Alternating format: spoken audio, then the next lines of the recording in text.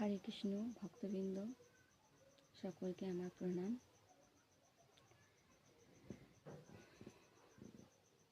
তোমরা কি জানো, সকলে এই মায়ার সংসারে ব্যস্ত হয়ে আছো।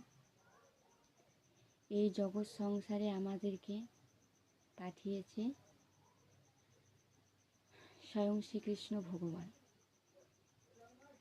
তাই যিনি আমাদের সর্বস্ব, সেই ভগবানকে আমরা কিভাবে ভুলে যাব। তাই ভগবানকে আমরা কিভাবে ভুলে যাব। তাই আমি সর্বদা ভগবানকে বিশ্বাস করি, আর ভগবানের নাম গান বাণী শ্রবণ করি, আর ভগবানের সেবারত